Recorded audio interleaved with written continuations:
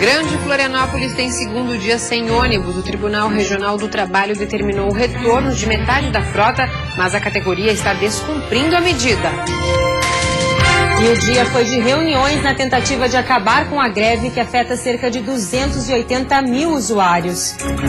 E ainda divulgado hoje após uma confusão com policiais militares. No futebol, pela Série B, Criciúma vence o Avaí e termina a rodada no G4.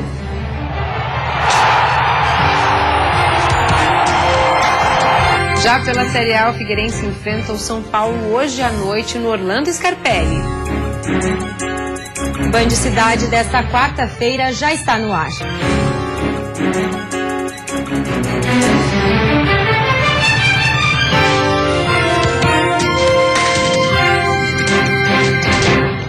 Olá, boa noite. Olá, boa noite. Sem transporte, a greve dos ônibus continua em Florianópolis e os reflexos já são sentidos em toda a região. O comércio também calcula os prejuízos e a tarde foi marcada por tentativas de acordo.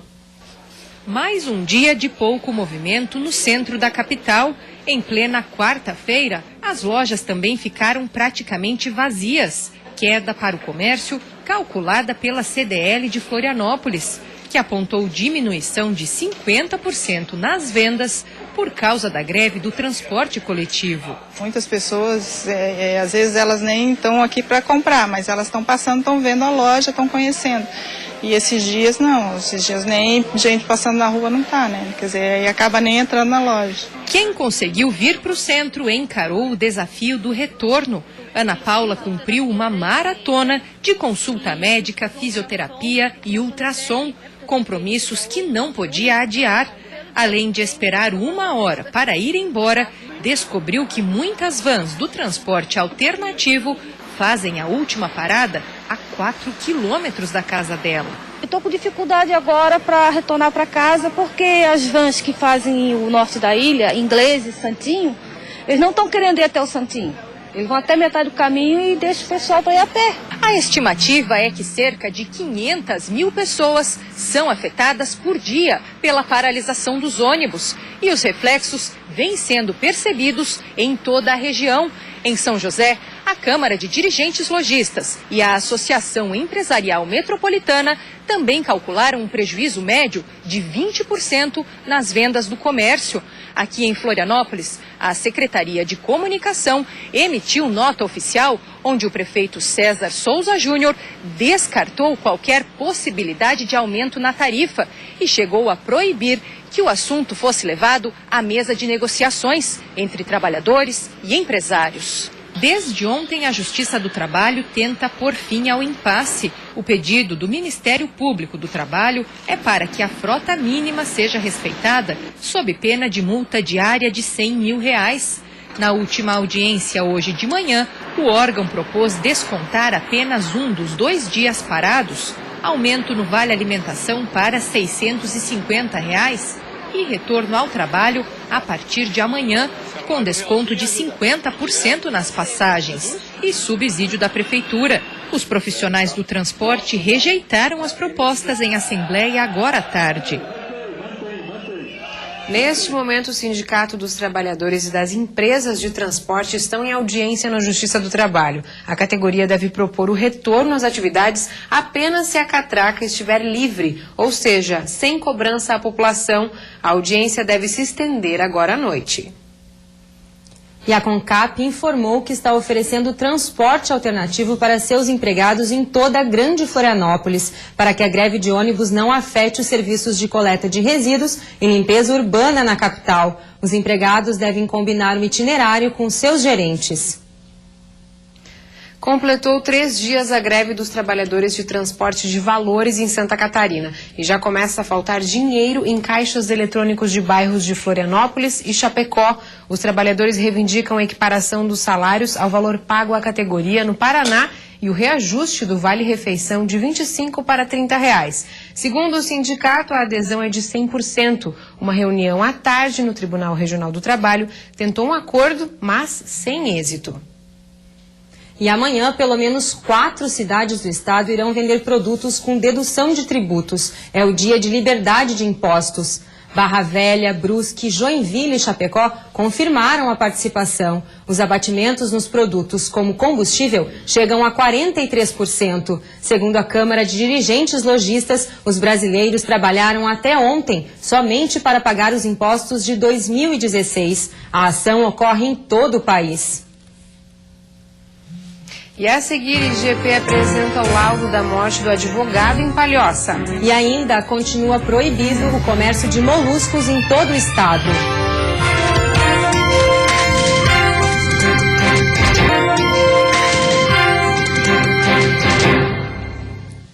O Instituto Geral de Perícias apresentou hoje o resultado do laudo sobre a morte do advogado Rodrigo Galdarte. Ele foi morto em Palhoça após uma confusão com policiais militares. O advogado Rodrigo Galdarte, de 44 anos, foi morto no dia 24 de maio no bairro Aririú, em Palhoça, na Grande Florianópolis. Um vídeo feito por moradores mostra a discussão entre o advogado e policiais militares. Rodrigo estava em um terreno juntamente com seus clientes que reclamavam da demora na entrega de um imóvel construído no local. Os policiais à paisana estariam com o dono do prédio para tentar Após a discussão, testemunhas afirmaram que o advogado teria sido agredido pelos PMs. Os 5 policiais envolvidos foram presos e tiveram a prisão temporária decretada. Outros 2 envolvidos no crime se apresentaram à polícia no último domingo. Hoje, o Instituto Geral de Perícias apresentou o laudo da morte do advogado. Segundo o perito do IGP, não havia no corpo sinais de espancamento. Foram constatadas apenas lesões nas unhas e no cotovelo. Além de exames físicos, foram realizados exames químicos que confirmaram a ausência de álcool ou drogas no organismo do advogado. A junção de informações de um caderno investigatório, de um inquérito policial em andamento, com relatos de que a vítima teria sido atingida por um soco. A conclusão da perícia apontou que um golpe no pescoço foi a causa da morte do advogado. Foi uma parada cardíaca devido a uma estimulação dos receptores no pescoço que fazem o controle através do sistema nervoso autônomo do batimento cardíaco. A perícia também confirmou a suspeita de que um balde de água teria sido jogado no rosto do advogado depois da agressão. A água teria sido aspirada pela vítima antes do óbito. A morte não foi instantânea, houve um período de sobrevida que foi comprovado, conforme comentado, pela aspiração de água para dentro da via aérea.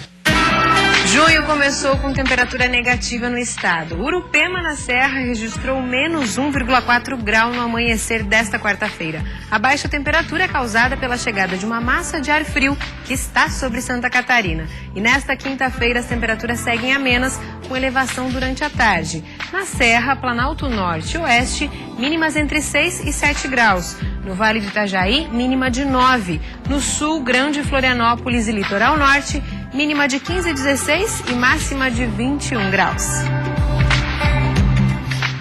Em reunião hoje à tarde com maricultores e representantes da Vigilância Sanitária, a Secretaria de Agricultura e Pesca decidiu manter a proibição de comércio de moluscos em Santa Catarina. A maré vermelha continua visível nas praias do estado, especialmente na região norte. O fenômeno é caracterizado pelo excesso do aparecimento de algas e prejudica a produção de moluscos. Estas algas podem causar intoxicação alimentar em quem consumir ostras, mariscos, mexilhões e vieiras. Por isso, a interdição do cultivo permanece no estado. A medida afeta 12 cidades e 525 hectares de fazendas marinhas. Para as atividades serem liberadas nestes locais, a maré vermelha precisa se dissipar. Enquanto isso, a retirada, transporte e consumo estão proibidos em todas as 40 áreas de cultivo do estado. Cerca de 3.000 pessoas trabalham direta e indiretamente na maricultura e dependem dela para sobreviver. Santa Catarina responde por 95% da produção consumida no país. Em 2014, foram mais de 21.500 toneladas em produtos. E a seguir tem futebol. Pela Série B, Criciúma vence o Avaí e termina a rodada no G4. Já pela Série A, Figueirense enfrenta hoje à noite o São Paulo no Orlando Scarpelli.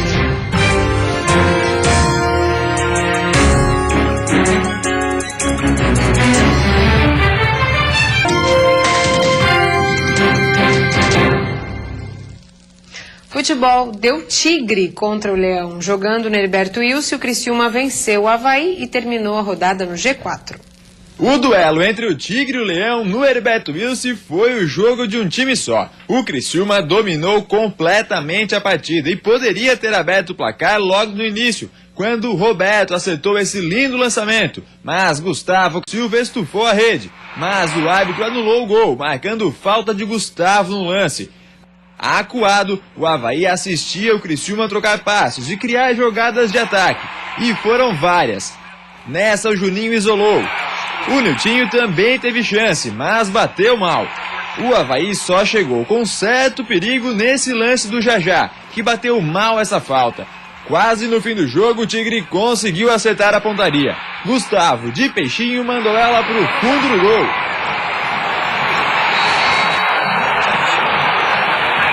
O Avaí até ameaçou uma reação com o André Santos, mas o árbitro anulou o lance, marcando impedimento. No fim, vitória do Tigre por 1-0. Não fizemos um grande jogo, mas porém foi uma equipe bem postada, um time que não deu oportunidade ao Avaí e que com tranquilidade e calma, que eu falei para essa palestra hoje, o gol não avisa, a hora vai sair, não podemos retomar. 3 dias de um jogo para outro, eu não posso recriminar jogador no momento desse, viagem, de tudo, e a gente ainda precisa de algumas peças, algumas já chegaram hoje, outras acho que chega amanhã, para a gente ir conformando esse nosso trabalho.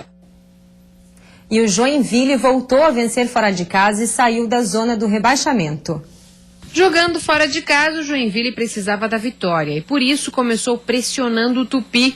Logo no primeiro minuto, o Jack quase abriu o placar. Sem grandes oportunidades, o jogo deu uma esfriada. O Tupi até levou perigo nesse lance, mas não conseguiu abrir o placar. Antes do fim do primeiro tempo, o Jack fez o dele. Cruzamento de Juninho e gol de Fernando Viana. Mas no segundo tempo, um velho conhecido do Jack empatou o jogo. Giancarlo Esbruschi aproveitou a falha da zaga e do goleiro Oliveira e só empurrou para o fundo do gol. Logo em seguida, por muito pouco, o Jack não fez o segundo. Juninho parou no goleiro do Tupi e quando parecia que o Jack iria para o seu 4º empate na Série B, Murilo, no último minuto do jogo, marcou o gol da primeira vitória do Jack na competição. Tupi 1, Joinville 2. Pela Série A, o Figueirense tem um desafio difícil hoje à noite contra o São Paulo no Orlando Scarpelli. Torcedor alvinegro, hoje à noite o Figueira encara o São Paulo no Scarpelli e talvez a principal novidade esteja no banco de reservas. Carlos Alberto e Lins estarão lá pela primeira vez nesse Brasileirão. Obviamente não estão prontos para jogar os 90 minutos, mas dentro de uma possibilidade, uma necessidade do jogo, eles podem nos ajudar durante a partida. Outro que vai estar no banco de reservas pela primeira vez é o zagueiro Wesley, que foi apresentado ontem pelo clube. Mas como ainda não fez sequer uma partida no ano, ele vai ajudar o Eutrópio de outra maneira. Por ele não ter jogado nenhuma partida do ano todo, é melhor que a gente use a experiência dele de hotel, de banco, numa eventualidade, né? Se una mais o grupo para que a gente possa, sim, utilizar ele quando for o momento certo. Mesmo assim, o novo zagueiro já se colocou à disposição, caso o professor precise dele. Estou muito bem, com força, com tudo, né? Muita vontade de jogar, de atuar, porque o jogador tem que estar dentro de campo, né? Eu acho que o jogador tem que provar a sua contratação, jogando, não é no treinamento, nos jogos. Então eu estou pronto, se ele optar por mim, eu estou à disposição para ajudar. Tirando as novidades de fora das 4 linhas, o técnico Vinícius Eutrópio não confirmou o time, mas deu a entender na coletiva de imprensa que deve mexer taticamente na equipe. A gente vai testar alguma formação diferente, né, mas sempre tentando manter essa base ainda que, na minha opinião, o último jogo, por exemplo, conseguiu dar uma resposta. Infelizmente não conseguimos trazer o resultado necessário, mas que vem dentro de um processo de evolução gradativamente evoluindo. E a Chapecoense, invicta no Brasileirão, enfrenta hoje à noite o Curitiba, tentando a primeira vitória fora de casa. O Verdão vai ter 2 baixas para as próximas partidas. O lateral Cláudio Ving, que sentiu o tornozelo, e o volante Gil, que está com problemas na coxa e fica fora por até 3 semanas. O Gil é um jogador excepcional, um jogador que auxilia tanto na defesa quanto no ataque. Acho que o que o grupo vai sentir, mas tem jogadores para suprir a ausência dele, então acho que nessa hora conta muito o plantel. E o nosso plantel tá aí para poder ajudar. Agora é a hora de a Chape mostrar que tem um grupo forte. Para o jogo de hoje contra o Coritiba, Johan, mais ofensivo, pode ser o escolhido para a vaga de Gil. E assim, Kleber Santana jogaria mais recuado. Moisés também pode suprir a ausência e manteria mais a característica de marcação. No lugar de Cláudio Vinck, Gimenez é o substituto natural. Seja qual for o time que entrar em campo, a Chape tem um espião garantido na equipe titular. Denner, lateral esquerdo, já jogou no Coritiba e alerta. Mesmo com o Coxa jogando longe do seu estádio, que está passando por reformas no gramado, o time é forte quando manda jogos na Vila Capanema. No último, uma vitória por 3-0 em cima do Goiás em 2014, Denner estava presente e marcou gol. Acho que teve um jogo da 2014 que nós jogamos na Vila e conseguimos vencer. Acho que isso é prova que o Curitiba também tem força lá e a torcida vai comparecer. Então, a nossa equipe não pode deixar levar isso daí, tem que entrar concentrado do jeito que a gente vem jogando e a gente tem tudo para sair de lá com um bom resultado. E a seguir, para economizar, brasileiros estão viajando menos de avião. E ainda, seminário na capital discute impactos da produção de energia limpa.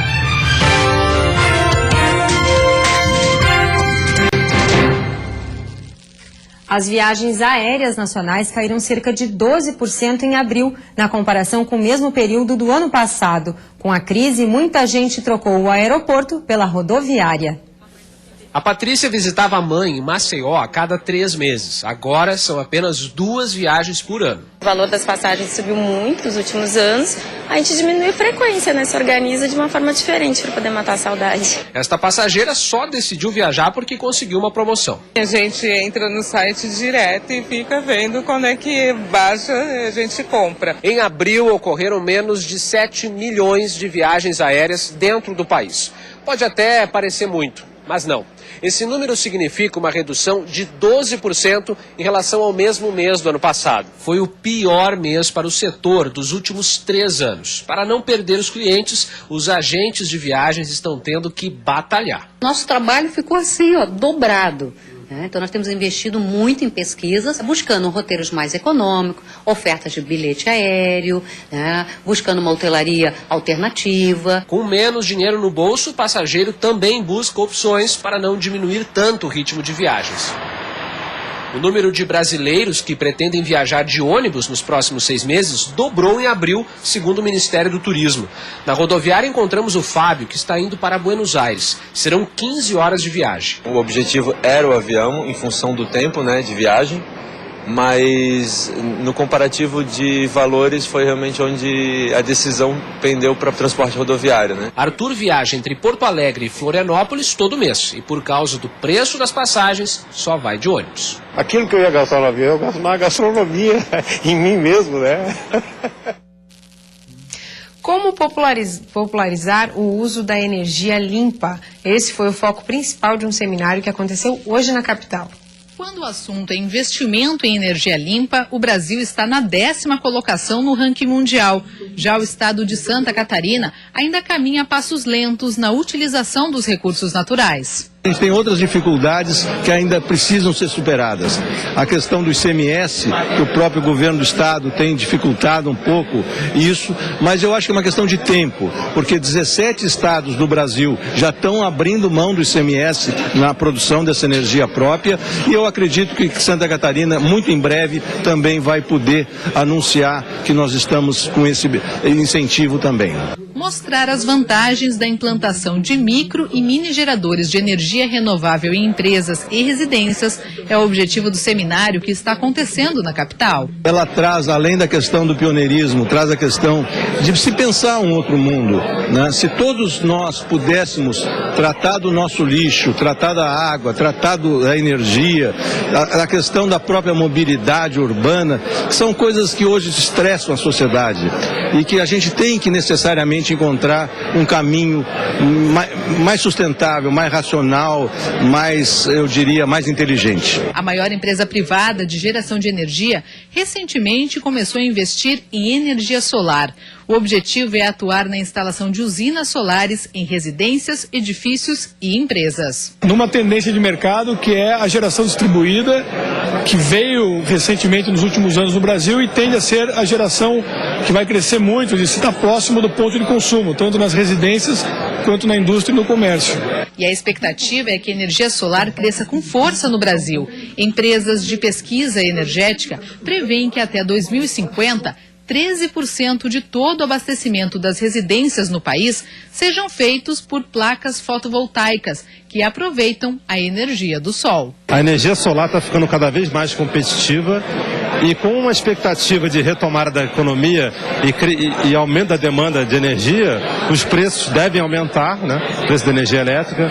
Então, a gente acredita que vai ser cada vez mais viável o empresário investir na sua geração própria para reduzir a sua conta de energia. E vem aí o Jornal da Band. Boa noite e até amanhã. Boa noite, até amanhã.